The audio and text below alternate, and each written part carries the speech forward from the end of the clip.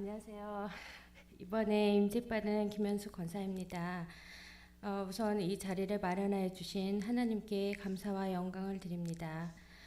저는 이녀 중 막내로 태어나 어릴 적 엄마 손을 붙잡고 기도원에 자주 갔던 기억이 납니다.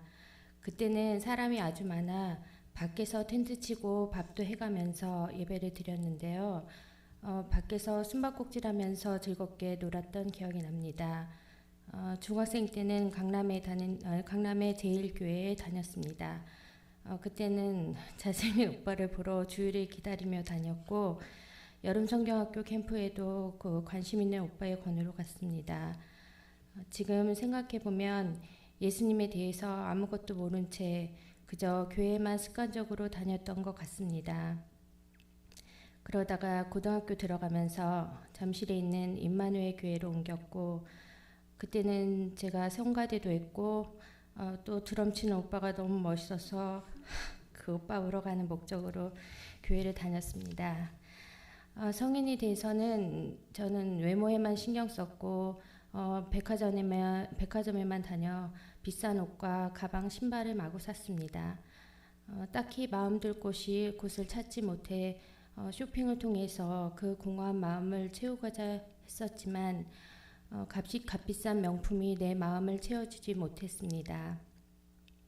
교회도 나가지 않았고 그래서 예수님과도 점점 멀어지면서 내 뜻대로 내 마음대로 그리고 또 내 욕심대로 살았던 것 같습니다. 그때 저희 부모님께서는 일일이 카드사에 다니면서 해결을 해주셔야 했습니다. 그때 회사를 다니며 사회생활도 했지만 잘 적응하지 못하고 얼마 못 가 그만두기를 여러 번 했습니다. 그러던 중 카페 하시는 언니의 권유로 아르바이트를 하게 되었습니다. 그때 장진학 집사님이 카페로 매일 같이 찾아와 관심을 보이기 시작하며 맛있는 것도 많이 사주시고 했습니다. 그때 당당하게 꾸밈 없는 모습이 참 좋아 보였습니다.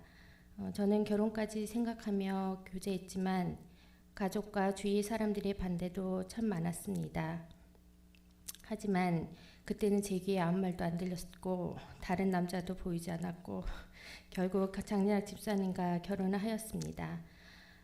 저희는 아무것도 없이 시작한 결혼 생활에 모든 것이 소꿉장난 하듯이 그저 신기하고 재밌었습니다. 그런데 화학제품 가공과 판매 사업을 하다 실패하여 생활은 점점 더 어려워졌고 다른 일도 매번 잘 되다가 직원의 실수로 손이 잘리는 사고가 생겼고 세금에 관한 문제가 생기는 등 매번 실패의 쓴맛을 맛보았습니다.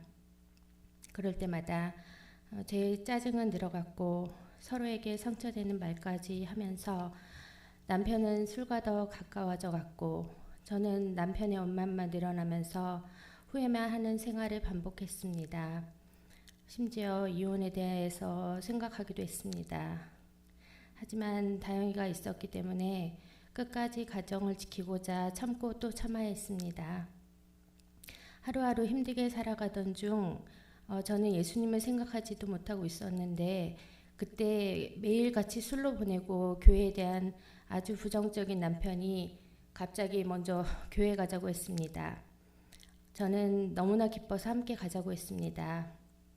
그래서 우리 가족은 집에서 가까운 영광교회를 기쁘게 다니게 되었습니다. 하나님만을 의지할 수밖에 없었습니다. 하지만 남편이 여전히 변함없이 하루를 멀다 하고 술에 찌들어 있었고 세상 사람들과 똑같이 행동하며 때로는 화를 내고 싸우기도 했습니다. 그 모습 때문에 예수님 앞에 가는 것이 두렵기도 했습니다. 하지만 하나님께서 저를 사랑하셔서 교회로 불러주신 것을 믿으며 열심히 주일 예배를 드리고 헌금도 잘 드렸습니다. 그때부터 모든 일이 잘 되고 술술 풀리는 것만 같았습니다.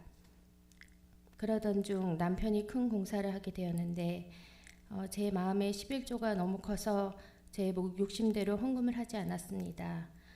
그런데 그 공사하면서 남편의 온몸을 다치는 큰 사고가 일어났습니다.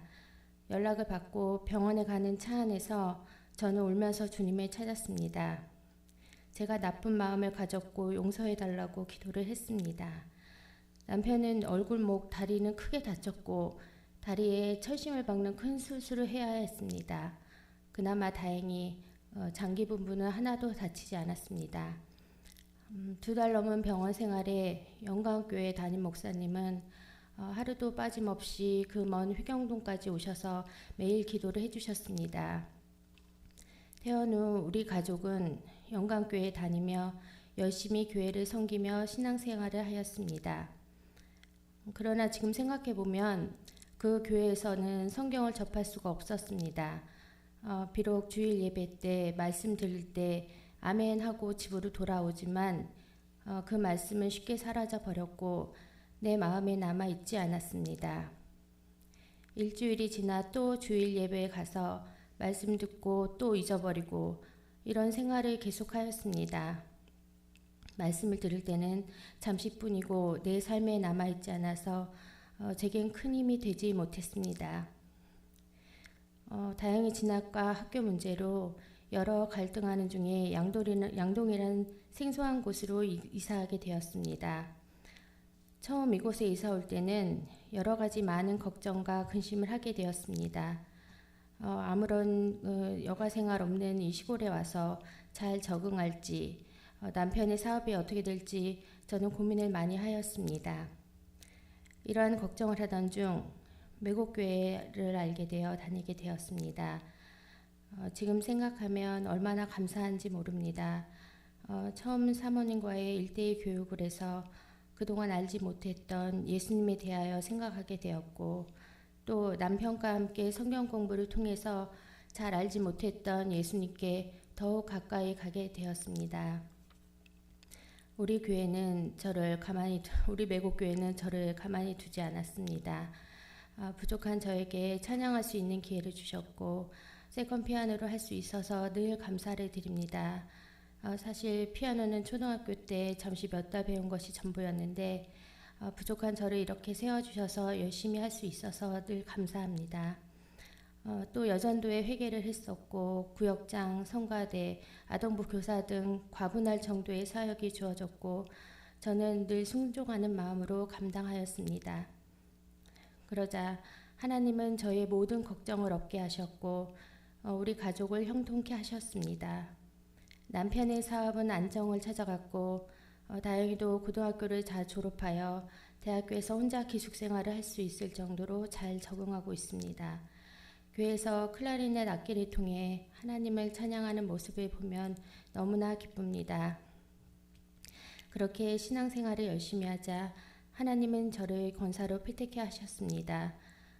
그리고 다시 성경 공부를 할 수 있게 해주셨습니다. 창세기부터 세밀하게 강의하시는 사모님을 통해서 하나님 나라와 예수님을 깨달아가는 것이 너무나 즐거웠습니다.